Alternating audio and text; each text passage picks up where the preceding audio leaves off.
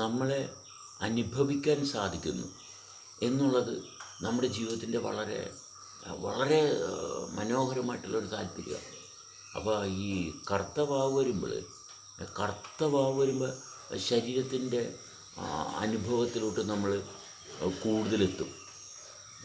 ശരീരത്തിൻ്റെ ആ ഒരു ബുദ്ധിമുട്ടും ഇതെല്ലാം കൂടുതൽ നമ്മുടെ ശ്രദ്ധയിൽ തെളിഞ്ഞു വരും.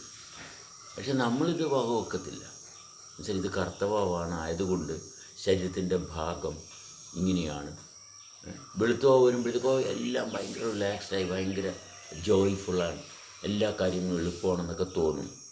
പക്ഷേ ഇവിടെ ഈ രണ്ട് ഭാഗവും നമ്മൾ കൃത്യമായിട്ട് പരിശോധിച്ച് കൊണ്ടുപോയി കഴിഞ്ഞാൽ, കൃത്യമായിട്ട് പരിശോധിച്ച് കൊണ്ടുപോകുന്ന വ്യക്തിയെ സംബന്ധിച്ചിടത്തോളം ഇത് എന്താണ്, നമുക്ക് കർത്തവ്യം വരുമ്പോൾ നമ്മുടെ സബ് കോൺഷ്യസ് മൈൻഡുമായിട്ടുള്ള ബന്ധമാണ് കൂടുന്നത്. മനസ്സിലായി? വെളുത്തുവ വരുമ്പോൾ കോൺഷ്യസ്നെസ്സിൻ്റെ ഭാഗത്തോട്ടാണ് കൂടുന്നത്. മറ്റേ സബ് കോൺഷ്യസ് മൈൻഡ് ശരീരത്തിൻ്റെ സൃഷ്ടിക്കപ്പെട്ട വ്യവസ്ഥയുമായിട്ടുള്ള ബന്ധമാണ്. വെളുത്തുവാകുമ്പോഴത്തേക്കും ആകാശമായിട്ടുള്ള ബന്ധമാണ് വരുന്നത്. ആകാശമായിട്ടുള്ള ബന്ധമാണ് വരുന്നത്. പക്ഷേ ഇത് വിലയിരുത്തണമെന്നുണ്ടെങ്കിൽ, ഇത് ശ്രദ്ധിക്കണമെന്നുള്ളൂ. ഇന്ന് കർത്തവാണ്, കലണ്ടർ നോക്കിയിട്ട് കർത്തവാവ് കണ്ടിട്ടൊരു കാര്യമില്ല. മനസ്സിലായി? കലണ്ടർ കൊണ്ടുള്ള കർത്താവിന് കാര്യമില്ല. അനുഭവത്തിൽ കർത്താവ് മനസ്സിലാക്കണം. അങ്ങനെയുള്ളവർ ശ്രദ്ധിച്ചാൽ മതി. ഇത് മനസ്സിലായി? അനുഭവത്തിൽ കർത്താവും വെളുത്തവും അറിയണം.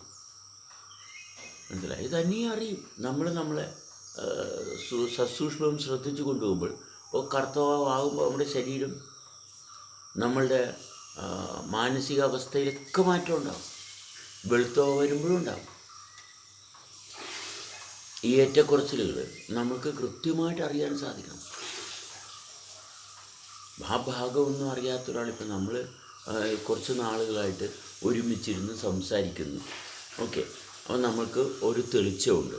ഇതുമായിട്ട് യാതൊരു ബന്ധമില്ലാത്ത ഒരാളിപ്പോൾ വന്നിട്ടും നമ്മളെ കേട്ട് കഴിഞ്ഞാൽ അവർക്ക് മനസ്സിലാകില്ല. കാരണം നമ്മൾ ഒരു ഭാഷ ഉണ്ടാക്കിയെടുത്ത്, നമ്മൾ അനുഭവിക്കുന്ന ഒരു ഭാഷ ഉണ്ടാക്കിയെടുത്തു. ഈ ഭാഷ സമൂഹത്തിൻ്റെ ഭാഷയിൽ നിന്ന് മാറിയ ഭാഷയാണ്. മനസ്സിലായി? നമ്മൾക്കേ മനസ്സിലാകത്തുള്ളൂ. അതങ്ങനെയാണ്. മനസ്സിലായി? ഇവിടെ വരുന്നൊരു പ്രശ്നം എന്ന് വെച്ചാൽ, മിക്കയിടത്തും ഈ ഭാര്യ ഭർത്താവ് ഇവർ രണ്ടുപേരും കൂടി ഒരു ഭാഷ ഉണ്ടാക്കിയെടുത്തിട്ടുണ്ടാവും. ഇതാരും അറിയുന്നില്ല. ഇത് വെച്ചായിരിക്കും ചിലപ്പോൾ ഭാര്യ ഭർത്താവിനെ നിയന്ത്രിക്കുന്നു, ഭർത്താവ് ഭാര്യയെ നിയന്ത്രിക്കുന്നു. ഇത് ജീവിതകാലം മുഴുവനും ഇങ്ങനൊരു ഭാഷയുടെ കുടുംബത്തിൽ നിന്ന് ഉണ്ടായിട്ടുണ്ടാവും.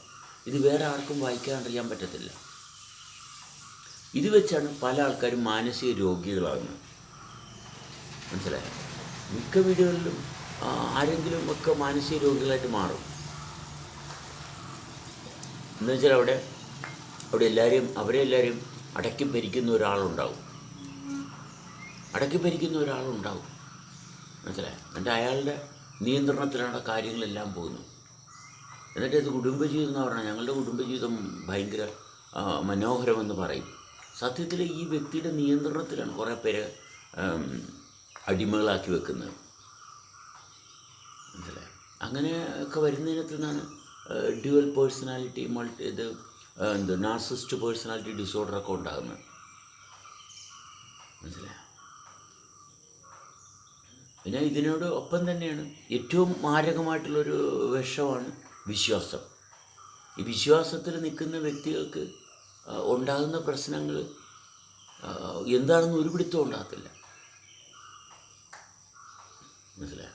വിശ്വാസം എന്ന് പറയുന്നത് മനുഷ്യൻ്റെ ഏറ്റവും വലിയ ദുരന്തമാണ്.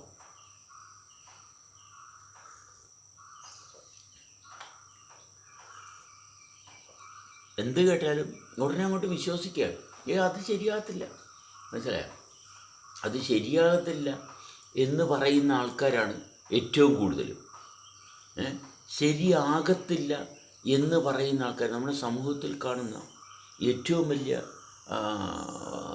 മനുഷ്യൻ്റെ തീരുമാനം എന്ന് പറഞ്ഞാൽ അത് ശരിയാകത്തില്ല. മനസ്സിലായി? അതിനെ എതിർക്കണം. ശരിയാകത്തില്ല എന്ന് പറയുന്ന ആൾക്കാരുടെ എണ്ണമാണ് എപ്പോഴും കൂടുതൽ. എന്നിട്ട് ശരിയാകും എന്ന് പറയുന്ന ആൾക്കാരുടെ എണ്ണം കാണത്തില്ല. അതെ, ശരിയാകും, ഓക്കെ ഇതാണ് ശരി എന്ന് പറയുന്ന ആൾക്കാരുടെ എണ്ണം ഒരിക്കലും കാണത്തില്ല. ശരിയാകത്തില്ല എന്ന് പറയുന്ന ആൾക്കാരാണ് ഏറ്റവും കൂടുതൽ. മനസ്സിലായോ? അങ്ങനെയാണ്. എന്താ കാരണം? കാരണം അവരുമായിട്ട് അനുഭവത്തിൽ നിൽക്കുന്ന ആൾക്കാരില്ല.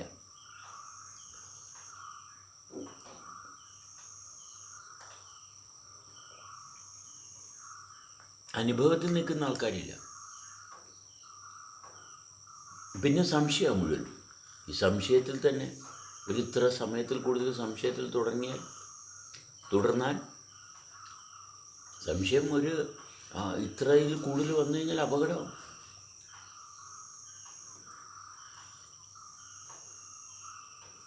സംശയം ഒരിക്കലും നമ്മളിൽ വരാൻ പാടില്ല. എപ്പോൾ സംശയം വന്ന് അപ്പം തന്നെ അതിനെ എലിമിനേറ്റ് ചെയ്യണം. ഇപ്പോൾ ഞാൻ രാവിലെ വാട്സാപ്പ് എടുത്ത് നോക്കിയപ്പോൾ എൻ്റെ മകൻ 11 മണിക്ക് ഒരു മെസ്സേജ് ഇട്ട് എന്നിട്ട് അവൻ ഡിലീറ്റ് ചെയ്ത് കളഞ്ഞിട്ടുണ്ട്. ഉടനെ എൻ്റെ ഉള്ളിൽ എന്തായിരിക്കും എന്തായിരിക്കും ഈ ഭാഗം നിലനിർത്തരുത്, അതിൻ്റെ ആവശ്യമില്ല. പക്ഷെ ഇത് പ്രശ്നമാണ്, നമ്മൾ അറിയുന്നില്ല. ചെറിയ ചെറിയ കാര്യങ്ങൾ നമ്മൾ വളരെ ശ്രദ്ധയോടുകൂടി എടുത്തു കളയണം. എന്തായിരിക്കും ഒരു ക്യൂരിയോസിറ്റി, അതൊക്കെ ഡിലീറ്റ് ചെയ്ത് കണ്ട് എന്താ കണ്ടിരിക്കുന്നത്, ഒരു മെസ്സേജ് ഡിലീറ്റഡ് കഴിഞ്ഞ്, അത്രയേ ഉള്ളൂ. അത് അവിടെ തീരണം.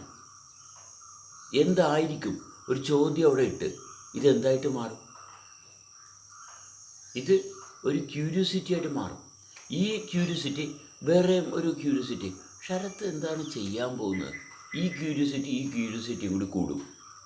മനസ്സിലായോ? പിന്നെ അരുൺ ഒരു കാര്യം പറഞ്ഞു, അതും അവിടെ എനിക്ക് ശ്രദ്ധ കിട്ടിയില്ല. ഈ ക്യൂരിയോസിറ്റിയും കൂടി കൂടും. ഈ ക്യൂരിയോസിറ്റി എല്ലാം കൂടി കൂടാൻ തുടങ്ങും.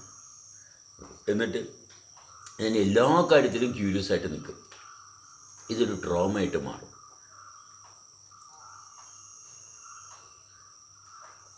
നമ്മളെല്ലാവരെയും സംശയിക്കുന്ന മനുഷ്യനായിട്ട് മാറും. നമ്മളെല്ലാവരെയും സംശയിക്കുന്നവനായിട്ട് മാറും.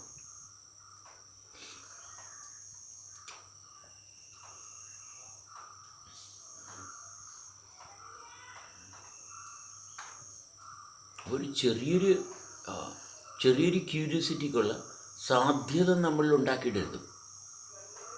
ഒരു ചെറിയ ക്യൂരിയോസിറ്റിക്കുള്ള സാധ്യത നമ്മളുടെ ഉള്ളിൽ ഉണ്ടാക്കരുത്.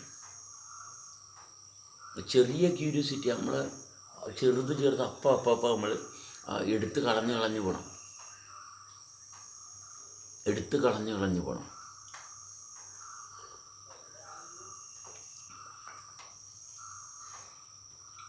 ഈ ചെറിയ ക്യൂരിയോസിറ്റി ആണെന്ന് പറഞ്ഞ് നമ്മൾ അതിനെ തേടാൻ പോകുമ്പോഴാണ് അത് വലുതായിട്ട് വരുന്നതല്ലേ? അതെ, ഇത് വകവെക്കത്തില്ല നമ്മളിപ്പോൾ. അപ്പോൾ നമ്മളെങ്ങനെ എടുത്തിപ്പോൾ ഓക്കെ അവൻ്റെ എന്താണ് ഡിലീറ്റ് ചെയ്യാൻ കാര്യം എന്താണ്, എന്ത് മെസ്സേജാണ് അവൻ ഡിലീറ്റ് ചെയ്ത് കളഞ്ഞത്? ഈ ഭാഗം അവിടെ അവൻ ഡിലീറ്റ് ചെയ്ത് അവനെ സംബന്ധിച്ചോളം വേണ്ടെന്ന് തോന്നി അല്ലേ? അവനെ സംബന്ധിച്ചോളം അവന് വേണ്ടെന്ന് തോന്നി. അതിന് അവനെ റെസ്പെക്റ്റ് ചെയ്യണം വേണ്ടത്. മനസ്സിലായി? അവിടെയാണ് നമ്മൾ മ്യൂച്വൽ അണ്ടർസ്റ്റാൻഡിങ്ങിൻ്റെ ബ്യൂട്ടി എന്ന് പറയുന്നത്. മനസ്സിലായോ? അരുണൊരു കാര്യം പറയാൻ തുടങ്ങി, എന്താ അരുൺ അല്ലേ വേണ്ട. അപ്പോൾ എനിക്ക് അല്ല അരുണെ പറ, അരുണെ എന്താണ് അരുണെ പറയാത്തത്, അരുണെ വേണ്ട, അരുണിന് പറയാൻ തോന്നുന്നില്ല, ഓക്കെ നമ്മൾ പിന്നെ അവിടെ ഇത് ചെയ്യണ്ട. മനസ്സിലായി? എന്തിനാ ഫോഴ്സ് ചെയ്യുന്ന അരുണെ? അരുൺ പറയാനൊന്നുമില്ല.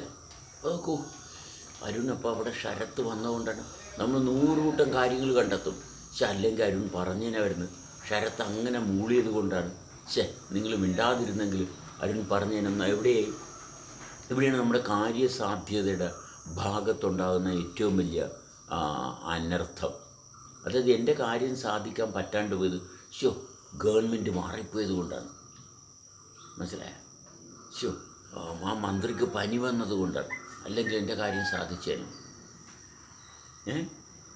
നമ്മളിങ്ങനെ കുറേ നിമിത്തങ്ങളിലോട്ട് പോകും. അങ്ങനെ സംഭവിച്ചുകൊണ്ടാണ്, അയാൾ വന്നുകൊണ്ടാണ്.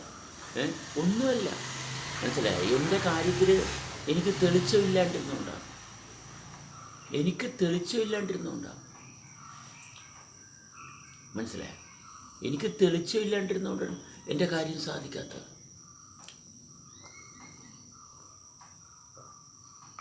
അല്ലാണ്ട് മറ്റൊന്നുമല്ല. നമ്മൾ സംസാരിക്കുമ്പോൾ നമുക്ക് അസ്വസ്ഥത ഉണ്ടാകുന്നത് നമ്മൾ തെളിച്ചമില്ലാത്തതുകൊണ്ടല്ല. നമ്മൾ സംസാരിക്കുമ്പോൾ നമ്മുടെ തെളിച്ചം, സംസാരം എന്ന് പറയുന്നത് പഠിക്കുകയല്ല, ജീവിക്കുകയാണ്. മനസ്സിലായോ? സംസാരിക്കുമ്പോൾ നമ്മളെ തെളിച്ചു ഞാനിങ്ങനെയാണ്, ഞാനെങ്ങനെയാണ്. അങ്ങനെയാണെങ്കിൽ സംസാരിക്കണം എന്തിനാണ്? അങ്ങനെയാണെങ്കിൽ സംസാരിക്കണ്ട. നമ്മൾ പരസ്പരം സംസാരിക്കുന്നത് നമ്മളെ തെളിച്ചു കൊണ്ടുവരാനാണ് കൂടുതൽ. അല്ല ഞാനിങ്ങനെയാണ്, ഞാനങ്ങനെയാണ്, അരുൺ എത്രക്കാരനാണ് എന്ന് എന്തിനാണ് പരിശോധിക്കണതിനാണ്? അങ്ങനെ ഒരാൾ ചോദിക്കുന്നുണ്ടെങ്കിൽ അതിൻ്റെ അർത്ഥം എന്താണ്? ഈ വ്യക്തി ചത്ത വ്യക്തിയാണ്. ഇയാൾ ഇത്തരക്കാരനാണല്ലേ, ആ വ്യക്തി ചത്ത വ്യക്തിയാണ്.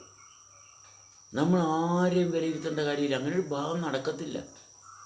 കാരണം നിരന്തരം മാറ്റത്തിന് വിധേയമായിക്കൊണ്ടിരിക്കുക. നിരന്തരം മാറ്റത്തിന് വിധേയമായിക്കൊണ്ടിരിക്കുക.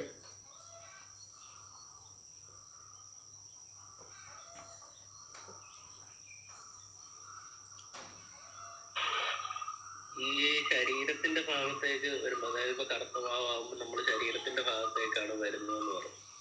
അത് സെക്ഷലി റോസല് അന്നേരമാണല്ലോ കൂടി നിൽക്കുന്നത് എൻ്റെ അനുഭവത്തില്. അപ്പം സെക്ഷൽ റോസലാണെങ്കിൽ അതാണ് ബോഡിയിൽ കിട്ടിയിട്ടുള്ള അനുഭവം, അതാണ്. അതുകൊണ്ടാണ് അങ്ങനെ വരുന്നത്. അല്ലാണ്ട് സെക്ഷൽ റോസൽ ആകണമെന്ന് നിർബന്ധമൊന്നുമില്ല. വ്യക്തി ഇപ്പം ചിലവർക്ക് ദുഃഖമാണ്, ചിലവർക്ക് ഭയമാണ്. മനസ്സിലായോ? ചിലവർക്ക് കറുത്തവ വരുമ്പോൾ ഭയങ്കര ഭയമാണ്. മനസ്സിലായോ? അപ്പോൾ ഓരോ വ്യക്തിയും ചിലവർ വ്യത്യസ്തമായിട്ടുള്ള രീതിയിൽ അത് പ്രകടമാകും. അതിന് ഇത് സെക്ഷൽ റോസൽ തന്നെ ആകണമെന്ന് നിർബന്ധമില്ല. അപ്പോൾ ഇതെല്ലാം നമ്മുടെ ശാരീരികമായിട്ടുള്ള വ്യവസ്ഥ പ്രകാരം ഇരിക്കുന്നു. എങ്ങനെയാണ് സബ് കോൺഷ്യസ് മൈൻഡിൽ എങ്ങനെയാണ് സ്റ്റോറായിരിക്കുന്നത്, അങ്ങനെയാണ് മനസ്സിലാത് തെളിഞ്ഞു വരുന്നത്. ഇപ്പോൾ നേരെ ഓപ്പോസിറ്റ് വരുമ്പോഴത്തേക്കും ഏത് രീതിയിലാണ് അയാളുടെ മാനസികാവസ്ഥയിൽ എന്തെല്ലാം താല്പര്യങ്ങളാണ് സ്റ്റോർ ചെയ്തിരിക്കുന്നത്, അതിനനുസരിച്ചാണ് അത് വരുന്നത്. അവിടെ നമ്മൾ ആ ക്ലെൻസിങ് പ്രോസസ്സ് പ്യുവറായിരിക്കണം. നമ്മളൊരു കാരണം നമുക്ക് ഈ ചന്ദ്രന്റെ സ്വാധീനത്തിൽ നിന്ന് മറികടക്കാൻ പറ്റും. അങ്ങനെ പറ്റുമോ? ശരീരമുള്ള കാലത്ത് പറ്റുമോ? അല്ല, ചന്ദ്രൻ്റെ സ്വാധീനത്തിൽ നിന്ന് മറികടക്കുകയല്ല, ചന്ദ്രൻ നമ്മളുടെ ഒരു ഭാഗമാകുകയാണ്. മനസ്സിലായോ? ഒന്നും മറികടക്കുകയല്ല ചെയ്യുന്നു. മറികടക്കുക എന്നൊരു ഭാഗം ഇല്ലെന്നും നമ്മൾ അതിന്റെ വ്യവസ്ഥയ്ക്ക് അനുസരിച്ച് നമ്മൾ ജീവിക്കും. അതെ, അതിൻ്റെ വ്യവസ്ഥ നമ്മുടെ ഭാഗമായി അവിടെ നമുക്ക് തെളിച്ചുമായി. അതൊരു ഇൻ്റലിജൻസായി. മനസ്സിലായോ? നമുക്കതൊരു ഇൻ്റലിജൻസായി. അതെ, അതുകൊണ്ടാണ് ഇതിങ്ങനെ സംഭവിച്ചുകൊണ്ടിരിക്കുന്നത്. അത് നമുക്ക് ഒഴിവാക്കാൻ പറ്റും. ചന്ദ്രനെ ഒഴിവാക്കാൻ പറ്റുമോ? പറ്റത്തില്ല. പിന്നെ ഭയവും അങ്ങനത്തെ പ്രശ്നങ്ങളൊന്നും ഒന്നും ഉണ്ടാകത്തില്ല. കാരണം ഒരു വ്യവസ്ഥ ഒന്നുമില്ല. ഇതിങ്ങനെയാണ്. ഇത് ശരീരത്തിൻ്റെ ഒരു ലെയറാണ്. ഇത് ശരീരത്തിൽ ഇങ്ങനെയാണ് പ്രവർത്തിക്കുന്നത്. അപ്പം നമുക്ക് വ്യവസ്ഥ വന്നില്ലേ? അവിടെ വ്യവസ്ഥ വന്നു. ഈ വ്യവസ്ഥയെ കിട്ടാത്തതുകൊണ്ടാണ്, മനസ്സിലായി? ഈ വ്യവസ്ഥയെ കിട്ടാത്തതുകൊണ്ടാണ് വ്യക്തി അസ്വസ്ഥനാകുന്നത്. ഇന്നതുകൊണ്ടാണ്. മനസ്സിലായി? അപ്പോൾ അത് കൈ കിട്ടിക്കഴിഞ്ഞാൽ അത് സ്റ്റേബിളാണ്, പിന്നെ അത് പോകത്തില്ല. അതുകൊണ്ടാണ് വ്യക്തിത്വ ബോധമുണ്ട്, ആ വ്യക്തിക്ക് കൃത്യതയുണ്ട്, ധാരണയുണ്ട്. ആ വ്യക്തി ഒരു കാരണവശാലും കോംപ്ലക്സ് ആകത്തില്ല, കോംപ്ലിക്കേറ്റഡ് ആകത്തില്ല. അപ്പം അങ്ങനെയുള്ളൊരു വ്യക്തി ആയതുകൊണ്ടാണ് നിങ്ങൾ കൂടുതൽ ആൾക്കാർ എന്നെ കേൾക്കാൻ വരുന്നത്. എന്തുകൊണ്ടാണ് എന്നെ കേൾക്കാൻ വരുന്നത്? എനിക്കുള്ള പ്രത്യേകത എന്താണ്? ഞാൻ എപ്പോഴും സ്ഥായിയായിട്ടുള്ളൊരവസ്ഥക്ക് സ്ഥാനം കൊടുത്തു പോകുന്നു. ആ നൈരന്തര്യതയ്ക്ക് സ്ഥാനം കൊടുക്കുന്നു. ഇത്രയേ ഉള്ളൂ നിങ്ങൾ എന്നെ കേൾക്കാനുള്ള കാരണം. കാരണം നിങ്ങളിൽ നൈരന്തര്യത കൊണ്ടുവരാൻ വേണ്ടിയിട്ടാണ് നിങ്ങൾ എന്നെ കേൾക്കുന്നത്. മനസ്സിലായോ? അത്രയേ ഉള്ളൂ, അല്ലാണ്ട് വേറെ യാതൊന്നുമില്ല. വേറെ യാതൊരു താല്പര്യവും ആർക്കുമില്ല, വേറൊരു ആവശ്യവും ഇല്ല. ഈ ഒരൊറ്റ കാര്യമേ ആവശ്യമുള്ളൂ. എന്നെ കേൾക്കുന്നത്, എൻ്റെ സാന്നിധ്യം ആഗ്രഹിക്കുന്നത് നിങ്ങളിൽ നിങ്ങളുടേതായിട്ടുള്ളൊരു സാന്നിധ്യം ഉണർത്തിക്കൊണ്ടുവരാനാണ്. അതാണ് വേണ്ടത്. മനസ്സിലായി? കുട്ടി എന്തിനാണ് അമ്മയുടെ അടുത്തോട്ട് വരുന്നത്? കുട്ടിയിൽ ഒരു സ്റ്റെബിലിറ്റി കിട്ടാനാണ് അമ്മയുടെ അടുത്തോട്ട് ഓടുന്നത്. അപ്പം ഇത് അമ്മ തന്നെ.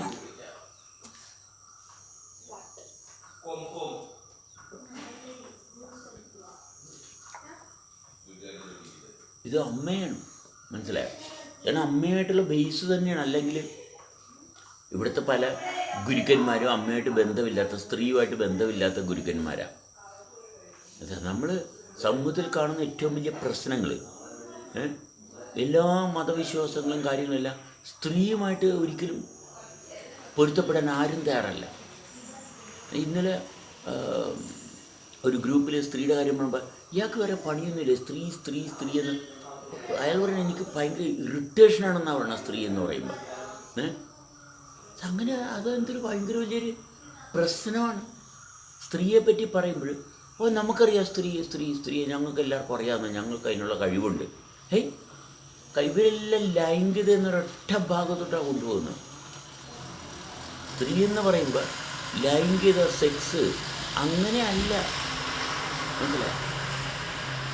അതുകൊണ്ട് സ്ത്രീയുടെ ശക്തി, ആ സ്ത്രീയുടെ ആകർഷണ ശക്തിയെ മനസ്സിലാക്കാൻ സാധിച്ചിട്ടില്ല. പിന്നെ എങ്ങനെയാണ് ചന്ദ്രനെയും ബാക്കിയുള്ള കാര്യങ്ങളൊക്കെ സംസാരിക്കുന്നത്? ചന്ദ്രനെയും ഗോപാലനെയൊക്കെ പറ്റി പറഞ്ഞിട്ട് വല്ല കാര്യമുണ്ടോ? ഒരു കാര്യമില്ല, മനസ്സിലായി? അവിടെ സ്ത്രീയുടെ ശക്തി, സ്ത്രീ ആകർഷിക്കുന്നില്ലേ? സ്ത്രീയെ ആകർഷിക്കുന്നതിനേക്കാൾ എത്രയോ മടങ്ങ് ശക്തമായിട്ടാണ് ചന്ദ്രൻ ആകർഷിക്കുന്നത്. അപ്പോൾ സ്ത്രീയുടെ ആകർഷണത്തിൽ പെട്ടുപോയ ആൾ ചന്ദ്രൻ്റെ ആകർഷണത്തെ എങ്ങനെയാണ് വിലയിരുത്താൻ പറ്റുക? ഒരിക്കലും പറ്റത്തില്ല, മനസ്സിലായി? ദ ഫീമെയിൽ അട്രാക്ഷൻ, മനസ്സിലായി?